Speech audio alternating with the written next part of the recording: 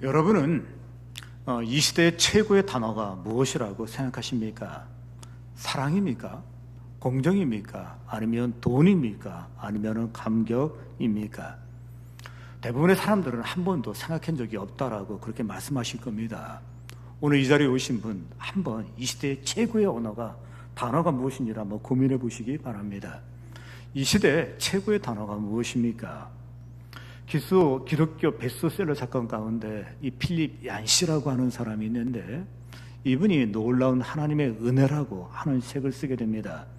근데 그 책에서 뭐라고 얘기하냐면 이 시대의 최고의 단어는 은혜다, 그렇게 이야기했고, 최고의 단어 정도가 아니라 이 시대의 마지막 최고의 단어다라고 이야기하면서 이 단어를 뛰어넘을 수 있는 단어는 존재하지 않을 것이다, 그렇게 이야기했습니다. 그가 은혜를 이 시대 최고의 단어라고 이야기하면서 그 이유를 이야기하고 있는데, 물 한 방울 속에 해의 모습이 숨어 있듯 복음의 진수가 은혜 속에 들어 있고, 안식처 없이 헤매고 있는 세상이 믿음의 잣을 내리기에 제일 좋은 장소가 은혜다, 그렇게 이야기했습니다. 작가답게 멋있게 표현을 한 것입니다. 요즘에 저는 느헤미야 8장을 묵상하고 있습니다. 그 묵상하는 가운데 결론을 내린 것이 있다면 진짜 이 시대 최고의 단어는 은혜라고 이야기할 수 있습니다. 저는 여기에 전적으로 동의를 했습니다. 은혜는 이 시대 최고의 단어입니다. 더 나아가서 인류에게 주어진 최고의 단어요, 아니 이 시대의 마지막 최고의 단어라고 그렇게 이야기할 수 있습니다. 은혜 최고의 단어입니다. 그렇다면 왜 은혜가 이 시대의 최고의 단어인가요? 첫 번째, 말씀을 더 밝히 알고자 하는 마음을 주기 때문입니다. 여기 13절을 보십시오. 그 이튿날 뭇 백성이 족장들과 제사장들과 레위 사람들이 율법의 말씀을 밝히 알고자 하여 학사 에스라에게 모여서, 그 이튿날 되었으니까 말씀을 들은 이튿날인데 7월 2일입니다. 이 사람들이 있죠, 말씀을 들은 다음에 거기서 멈추지 않냐고 에스라를 찾아옵니다. 자진해서 찾아옵니다. 국정을 논하기 위한 것도 아닙니다. 재미난 얘기를 하기 위해서 모인 것도 아닙니다. 한 가지 목적을 갖고 오게 되었는데, 하나님 말씀, 이 율법의 말씀을 밝히 알려달라라고 부탁하는 것을 보게 됩니다. 무엇입니까? 말씀에 대한 갈망입니다. 말씀에 대한 사모입니다. 은혜가 없이는 있죠, 말씀에 대한 사모가 있을 수가 없습니다. 물질에 대한 사모 있을 수 있습니다. 명예에 대한 갈망도, 재미에 대한 갈망도 있을 수 있습니다. 그러나 말씀에 대한 갈망은 은혜가 있을 때만 가능한 것입니다. 왜 은혜가 이 시대 최고의 단어입니까? 은혜를 받아야만은 더 강렬한 말씀에 대한 사모가 있기 때문입니다. 이스라엘 백성이 6시간 동안 말씀을 듣게 되었습니다. 6시간입니다. 큰 은혜를 받았습니다. 흔히 은혜 충만, 성령 충만, 은혜 충만, 성령 충만하는데, 이들을 가리켜서 은혜 충만했다, 성령 충만했다라고 말할 수 있는데, 6시간 말씀을 듣고 그들이 눈물로 반응하는 것을 볼 수 있습니다. 이 주면 충분하다고 생각할 수 있는데 이게 웬일입니까? 놀랍게도 이 은혜를 경험한 사람들이 또 찾아왔습니다. 그러면서 뭘 얘기하냐면 아직도 은혜에 대한 갈급함이 있다는 거예요. 말씀에 대한 갈급함이 있다는 것입니다. 율법의 말씀을 밝히 알려달라고 요청하는 것을 볼 수 있습니다. 족장과 제사장, 리더급에 해당하는 사람들이 찾아온 것입니다. 기억하십시오. 은혜는 이 시대의 최고의 단어입니다. 그것은 우리에게 은혜에 대한 갈망을 주기 때문입니다. 그렇습니다. 은혜 가운데 거했던 사도 바울을 한번 주목해 보십시오. 그는 늘이죠, 그리스도를 알기 원한다라고 고백하는 것을 보게 됩니다. 그는 예수 그리스도를 만났습니다. 그리고 예수 그리스도에 대해서 알고 있습니다. 그럼에도 불구하고 은혜가 있는 사람은 더 알기를 원해요. 진짜 더 알기를 원해요. 갈망으로 그리스도를 알려고 하는 갈망으로 가득 차 있습니다. 그는 은혜 가운데 있었기 때문에 그리스도를 피상적으로, 지식적으로 아는 거에 만족할 수 없습니다. 그는 있죠, 예수를 알 때 인격적으로 알기를 원하고 경험적으로 알기를 원하고 좀 더 많이, 좀 깊게 알기를 원하는데, 이게 자연인에게 있을 수 없고 육에 속한 사람에게는 이게 있을 수가 없어요. 무슨 은혜에 대한 갈망이 있습니까?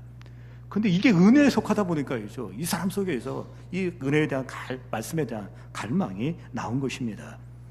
우리가 어떤 사람을 사랑하게 되면 그 사람에 대해서 알고 싶어 합니다. 더 많이 알고 싶어 합니다. 깊게 알고 싶어 합니다. 은혜도 마찬가지입니다. 하나님을 알기를 원하는데 더 깊게 알기를 원한다는 것입니다. 그는 부활의 권능에 대해서 알고 싶다라고 이야기했습니다. 그는 이미 부활의 주님을 만났습니다. 부활의 능력을 경험한 사람입니다. 그럼에도 불구하고 더 경험하기를 원한다라고 말해주고 있습니다. 그는 하나님의 사랑에 대해서 알고 있습니다. 하나님의 사랑을 받은 사람입니다. 그럼에도 불구하고 그의 소원이 무엇입니까?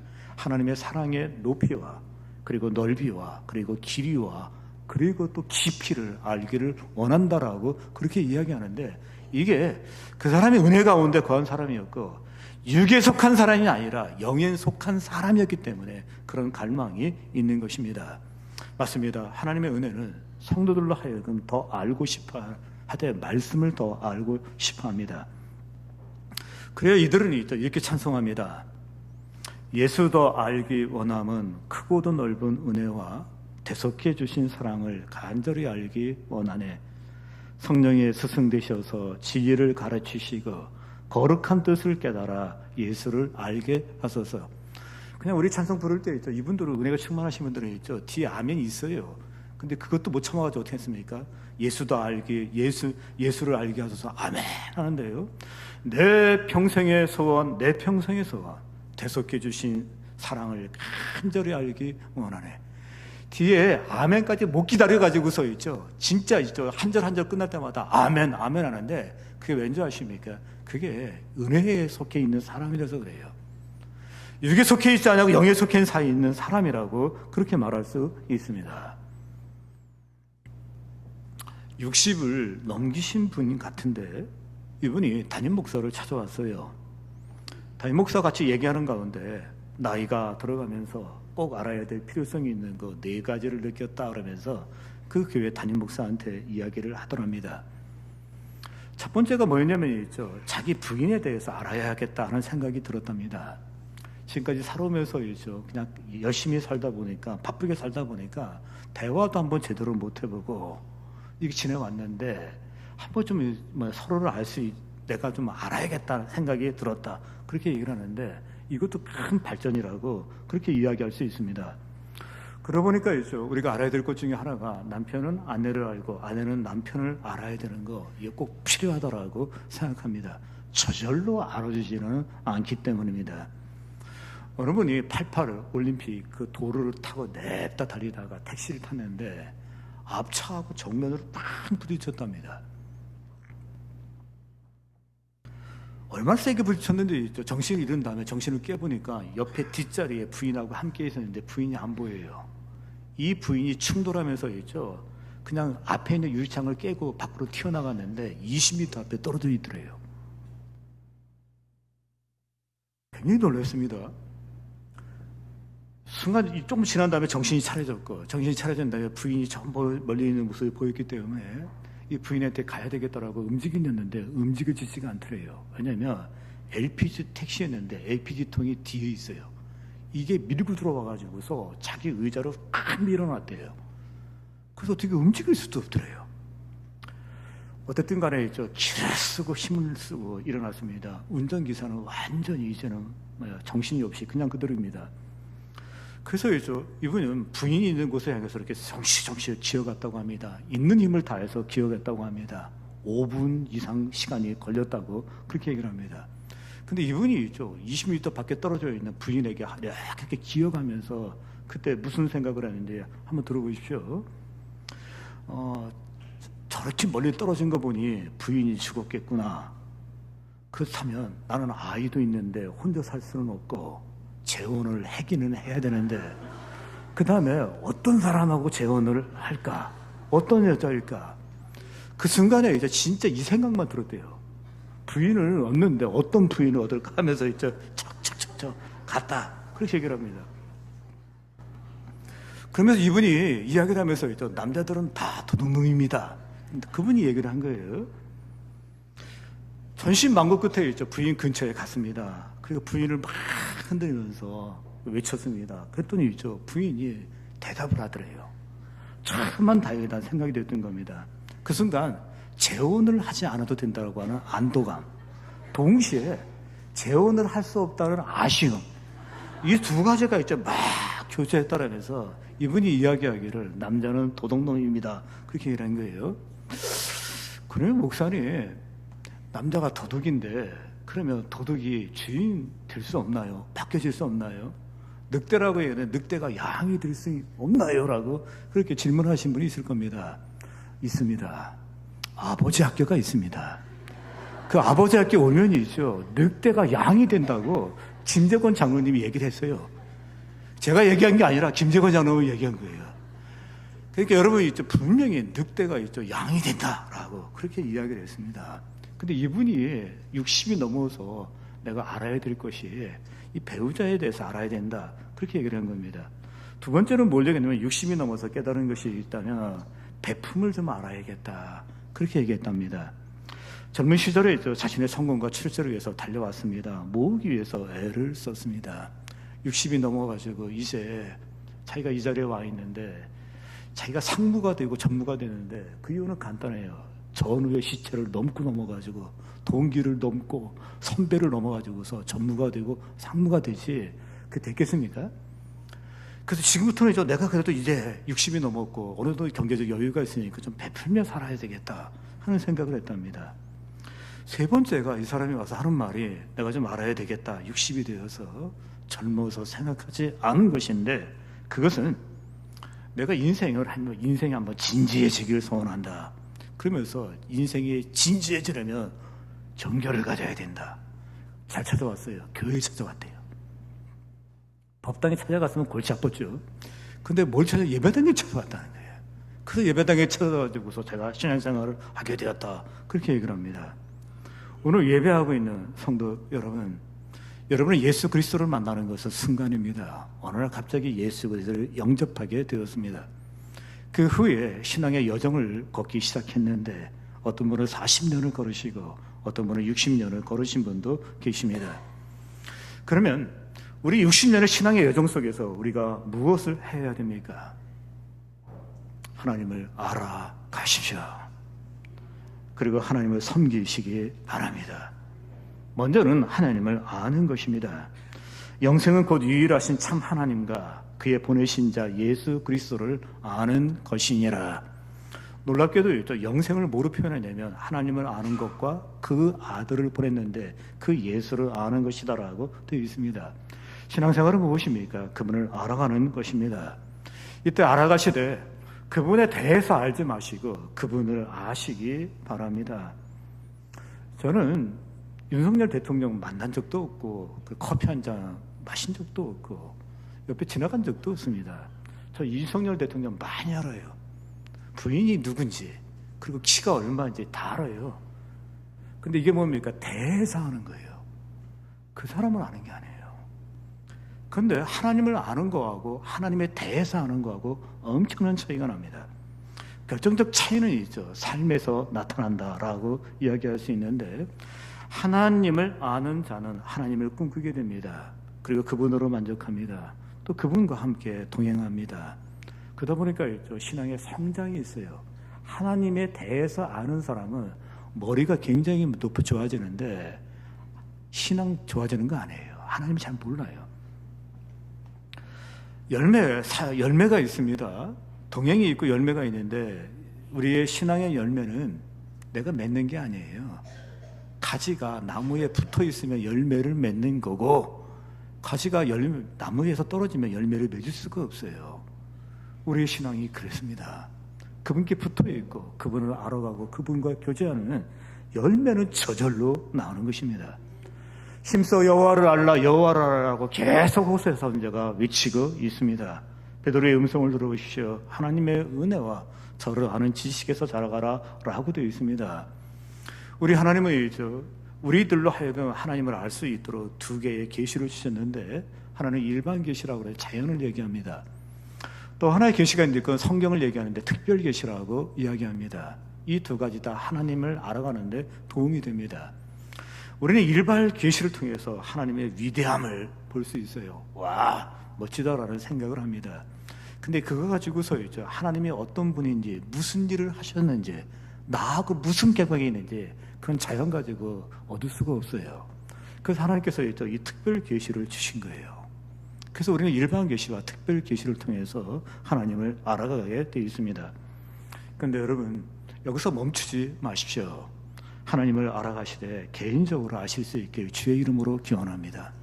그리고 체험적으로 아실 수 있기를 바랍니다. 우리가 인격적이라는 단어를 쓸 때 부부가 인격적으로 아는 것처럼 하나님을 알 때 인격적으로 여러분 아십시오. 우리는 무디 그랬는데, 무디가 죽은 지 언젠데 무디 하고 있습니까? 근데 무디 한 얘기 할만해요. 이 무디에게 어느 젊은이가 찾아갔습니다. 이런 얘기 저런 얘기 하다가, 무디 성경책이 있으니까 성경책 좀 한번 보여주세요. 그렇게 이런 거예요. 그래서 보여준 거예요. 성경책을 무디가 보여준 게 아니라 무디를 찾아간 청년이 보여달라고 해서 보여준 거예요. 이렇게 봤더니 있죠, 깨 같은 메모가 가득한 다음에, 그 다음에 있죠, 뭐가 들어있습니까? 요한계시록부터 마지막 요한계시록까지, 창세기부터 TP라고 있는 거예요. T는 아마 테스트 같죠. 프로보를 해가지고서 요거는 확인. 요거를 계속 해나간 거예요. 무디가 왜 무디냐면 있죠, 그는 성경을 알 때 체험적으로 알았어요. 그래서 TP 테스트 해보니까 확인되더라. 해보니까 진짜더라. 그거를 계속 쏘는 거예요. 체험적이냐. 그리고 지극히 개인적이에요. 왜 무디 하는가요? 저 충분히 짐작할 수 있었습니다. 하나님을 알아가시되 인격적으로 그리고 개인적으로 체험적으로 알아가십시오. 여호와의 선하심을 맛보아 알지어다 했는데, 알기는 알되 맛보아 알지어다 이렇게 되어 있는데, 이건 지극히 개인적입니다. 그리고 체험적입니다. 저는 하나님께 늘 기도하는 것이 이것입니다. 하나님, 내가 하나님을 알되 맛보아 안 다음에 설교를 해야지, 맛보지도 않고 설교를 하면 그 사기 아닙니까? 하나님 선하시더라고 얘기하는 거, 그리고 하나님 인자하시다고 하는 거 사기 아닙니까? 자기도 모르는 걸 왜 얘기를 해요? 자기도 경험하지 않은 거를. 늘 기도하는 것이 있다면, 하나님, 내가 설교하는 사람인데 맛보지 아니하고 설교하는 것이 아니라 맛본 다음에 설교하게 하여 주옵소서. 저 서울 구경 안 하고 서울에 안 갔다 와도 서울 얘기할 수 있습니다. 근데 서울 갔다 와서 얘기해야 서울이 동대문이 뭐고 종로가 뭔지 얘기를 하죠. 진짜 뭐였죠? 제 간절한 기도가 있다면, 하나님, 내가 하나님을 알 때 그 선하심을 맛보아 알게 하여 주옵소서. 저의 기도 제목이 여러분의 기도 제목이 되길 주의 이름으로 기원합니다. 왜 은혜가 이 시대 최고의 단어인가요? 말씀을 더 밝히 알고자 하는 그 갈망을 주기 때문입니다. 두 번째, 왜 은혜가 이 시대 최고의 단어입니까? 영적 환부, 신앙의 불순종의 어떤 이 부분을 발견케 하기 때문입니다. 여기 14절 15절 보세요. 율법에 기록된 바를 본즉 여호와께서 모세를 통하여 명령하시기를, 이스라엘 자손은 일곱째 달 절기에 초막에서 거할지니라 하였고, 또 일렀으되 모든 성읍과 예루살렘에 공포하여 이르기를, 너희는 산에 가서 감람나무 가지와 들감람나무 가지와 화석류나무 가지와 종려나무 가지와 기타 무성한 나무 가지를 가져다가 기록한 바를 따라 초막을 지으라 하라 한지라.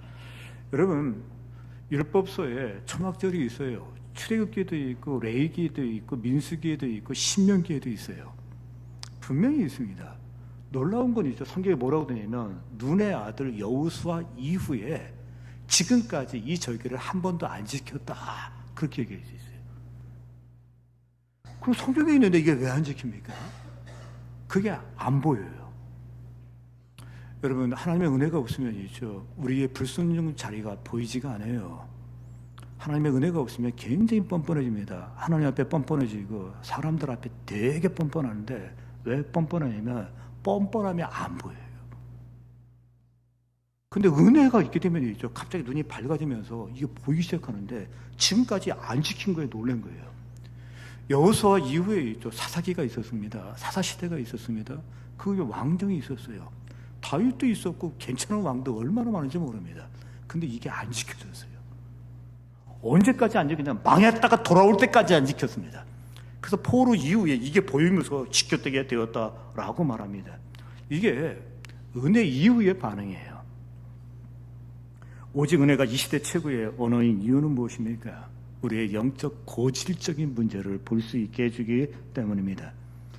오늘 이 본문에 초막절이 나옵니다. 초막절은 말 그대로 그냥 풀로 덮어놓은 장막, 텐트, 뭐 그렇게 이야기할 수 있습니다. 구약 성경에 여호와의 절기라고 나와 있기도 하고 7월의 절기라고 그렇게 나와 있기도 해요. 이게 다 초막절을 의미하는 것입니다.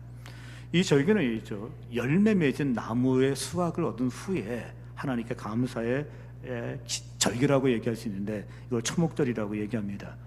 그러면 우리네 추석하고 비슷하네요. 추석하고 많이 비슷합니다.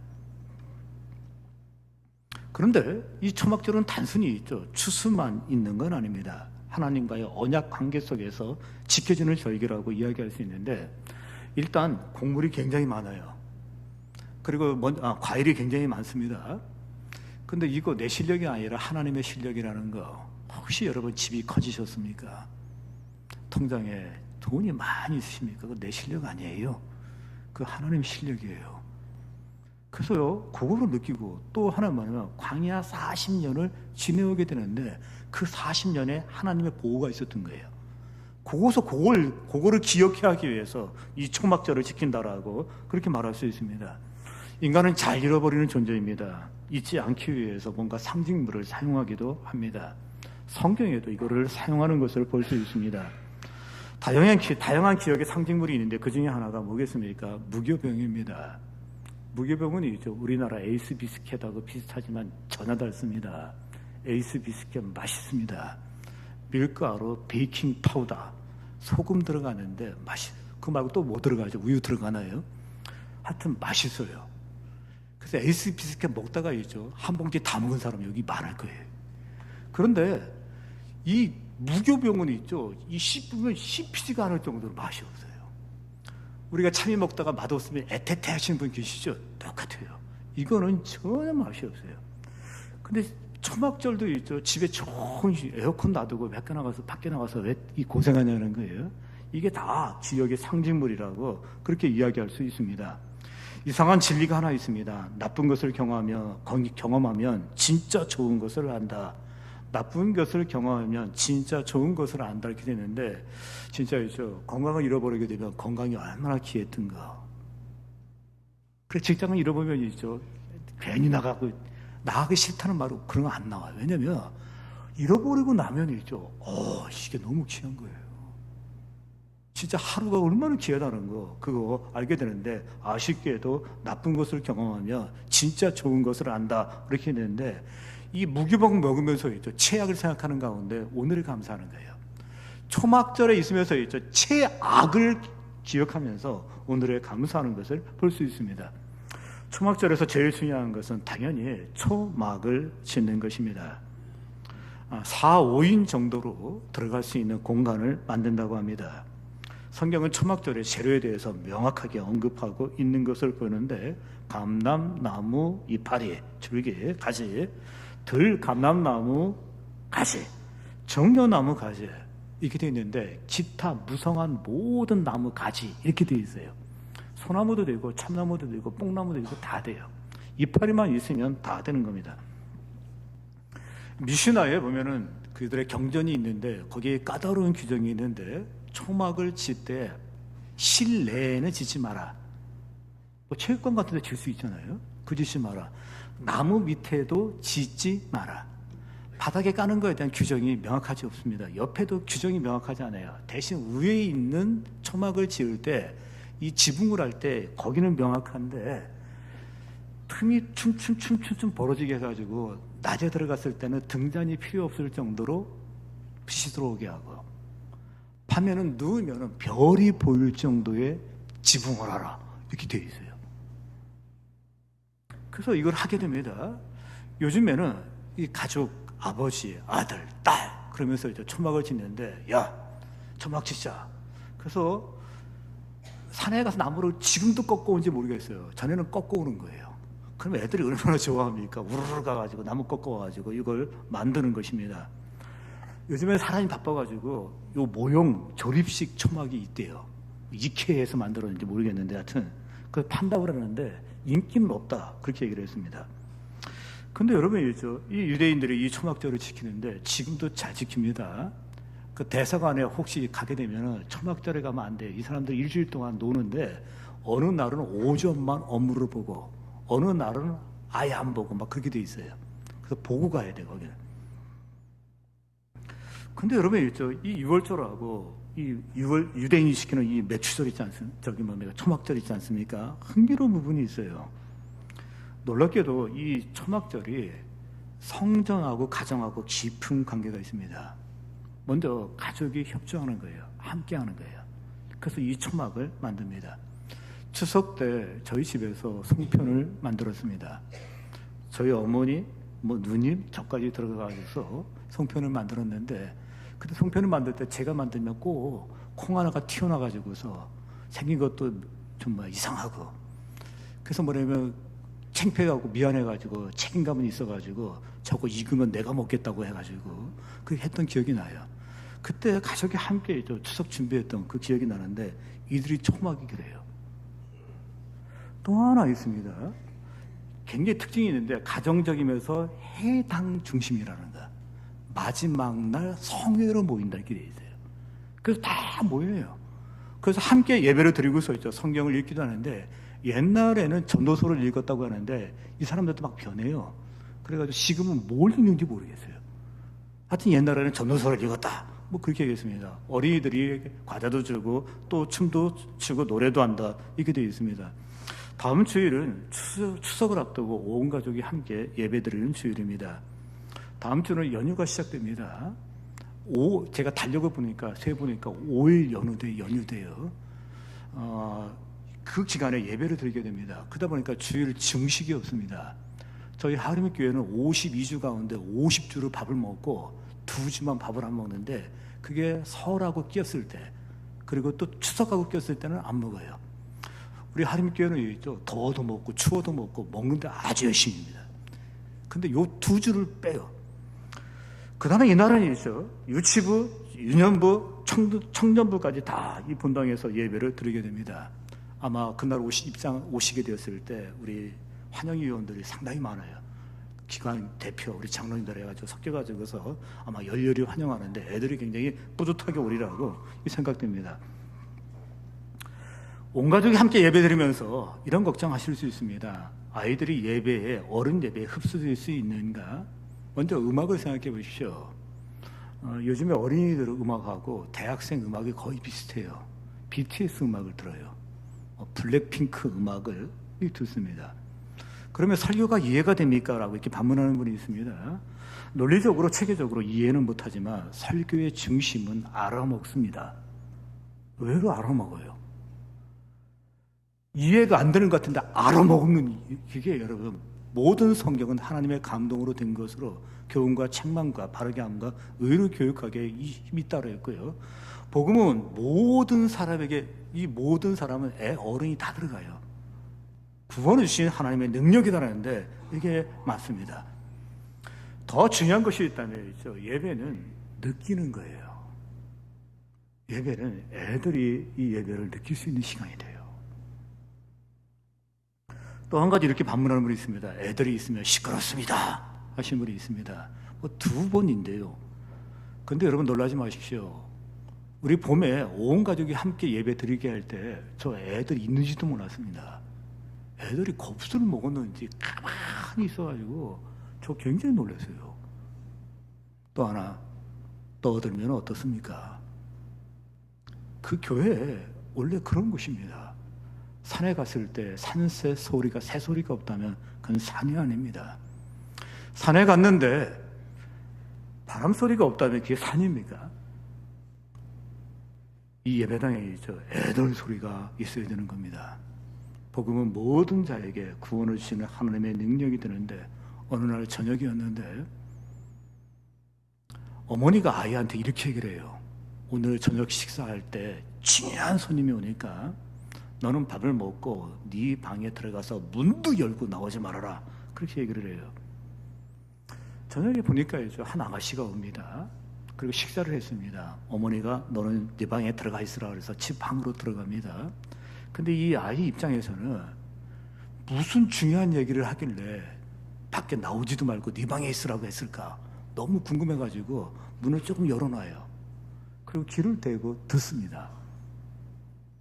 그거 봤더니 그게 뭐였냐면 무슨 소리였냐면은 어머니가 앞집에 있는 아가씨를 불러가지고 식사를 대접한 다음에 전도하는 거예요. 전도를 하는데 그때 복음을 제시하는 거예요. 하나님은 우리 자매님을 사랑합니다. 우리 인간은 모두 다 죄인입니다. 그리고 죄의 값은 사망입니다. 놀랍게도 그 하나님 우리를 사랑하사 그리스도를 이 땅에 보내셨고 그리스도가 우리 죄를 대신해서 지시고 십자가에서 죽으셨습니다. 영접하는 자, 그 이름을 믿는 자들에게는 하나님의 아들이 되는 권세를 주셨는데 영접하시면 당신도 하나님의 자녀가 될 수 있습니다. 이게 전도라는 거예요. 근데 이 아가씨가 있죠. 밥을 다 얻어먹고 얘기를 다 들은 다음에 있죠. 노한 거예요. 난 그냥 가겠다고. 집으로 간 거예요. 엄마도 아버지도 되게 속상했습니다. 다음날 주일이 되었습니다. 예배당에 왔습니다. 미국의 교회, 특히 침대교회는 초청 시간 있는 거 아시죠? 목사가 예배 설교 끝나면 꼭 초청을 합니다. 오늘 이 자리에 오신 분 가운데 누구든지 예수 그리스도를 영접하기를 원하시는 분은 일어나십시오. 내가 당신을 위해 기도해 줄 것입니다. 오늘 이 자리에 오신 분 가운데 하나님을 위해서 헌신하기를 결심하신 분 자리에서 일어나십시오. 그러면 이제 사람들이 일어나요. 그러면 앞으로 나오라 그래가지고 여기 쪽 세워놓은 다음에 기도를 해줘요. 그날에 이제 목사님이 설교가 끝난 다음에 오늘 이 자리에 오신 분 가운데 예수 믿기로 결심한 사람 자리에서 일어나십시오 그랬는데 아무도 안 일어나는데 저 뒤에서 이제 어린이가 펄떡 일어나는 거예요. 일어났으니까 어떻게 해요? 앞으로 나오라고 해야죠. 앞으로 나왔습니다. 기도해 줬습니다. 다 끝났습니다. 궁금한 게 어떻게 예수를 영접하게 되었냐 그랬더니 그 어린이가 그 전날 밤에 엄마 얘기를 다 들은 거예요. 그래서 아가씨는 영접하지 않냐고 이 아이가 영접을 한 거예요. 복음은 모든 믿는 자에게 애들할 것 없이 모든 믿는 자에게 구원을 주신 하나님의 파워, 능력인 거 믿으시길 바랍니다. 세상은 설명할 수 없는 파워가 있습니다. 능력이 있습니다. 그 아이의 중생의 역사를 만들 수 있습니다. 왜 은혜가 이 시대 최고의 단어입니까? 영적 환부를 발견케 하기 때문입니다. 세 번째, 왜 은혜가 이 시대 최고의 단어입니까? 순종의 기쁨을 누리게 하기 때문입니다. 여기 11절 보십시오. 사로잡혔다가 돌아온 회중이 다 초막을 짓고 그 안에서 거하니 눈의 아들 여호수아 때로부터 그날까지 이스라엘 자손이 이같이 행한 일이 없었으므로 이에 크고 기뻐하며 이들이 기뻐합니다. 목사님, 추수감사절이니까 추석이니까 기쁘지요. 근데 그렇게 기뻐하는 것 같지 않죠. 여기 이유가 있습니다. 백성이 이에 다 나가서 나뭇가지를 가져다가 사로잡혔던 회중이 다 초막을 짓고 여기 백성이 이에 나가서 그러는데 즉각이에요. 순종은 즉각해야 순종입니다. 불순종은 미룬 거예요. 지금까지 미뤘잖아요. 그 다음에 또 했습니다. 다 하라고 한다는 말인데 일대히 순종인 거예요. 그리고 다 초막을 짓고 그 안에 거하다. 순종입니다. 순종에는 세상에서 줄 수 없는 이 기쁨이라는 게 있습니다. 바울을 생각해 보십시오. 바울은 예수 믿는 것부터 복잡했습니다. 그리고 두들겨 맞고 예수를 믿었습니다. 그 후에 그런 일이 있죠. 늘 고난이 있었고 어려움이 있었습니다. 그럼에도 불구하고 있죠. 그의 삶에 기쁨이 있는 것을 볼 수 있습니다. 사역에 기쁨이 있습니다. 편지에 기쁨이 있습니다. 그리고 안디옥에서도 기뻐했습니다. 빌립보 감옥에서도 기뻐했습니다. 부할 때도 기뻐했고 가난할 때도 기뻐했어요. 심지어 죽음을 앞에 두고도 기뻐했습니다. 왠지 아십니까? 그 이유는 그 자리가 순종의 자리였기 때문입니다. 순종의 자리였기 때문에 기쁨이 있었던 거예요. 그렇다면 여러분 한번 우리 자신을 돌아보시기 바랍니다. 제가 말씀드립니다. 유사의 짝퉁에 속지 마십시오. 기쁨이 아닌데 기쁨으로 착각하면서 속지만 하는 것입니다. 혹은 내 삶에 순종이 없이 기쁨이 있나요? 순종이 없이 기쁨이 있을 수가 없는데 기쁨이 이 사람이 나타난 거예요. 혹 순종이 없는데 평안을 누리고 있진 않으십니까? 혹시 예배가 없는데 평안하지 않으십니까? 긴장 많이 하십시오. 팀 켈러라고 하는 유명한 목사가 있었는데 지금은 돌아가셨습니다. 근데 그분이 사사기에 대해서 글을 쓰면서 기도원 시대를 뭐라고 얘기했냐면 순종이 없는 평안, 예배가 없는 평안이 지배하는 시대, 그게 사사기다. 이 시대에 당부합니다. 순종이 없는 기쁨, 순종이 없는 평안, 예배가 없는 평안, 이건 재앙입니다. 빨리 돌이키십시오. 빨리 돌아서십시오. 진짜 망하는 것입니다. 망하려면 무엇을 못하겠습니까? 재미하고 그리고 기쁨을 구분하십시오. 순종하는 자에게 주어지는 것은 재미가 아니라 기쁨입니다.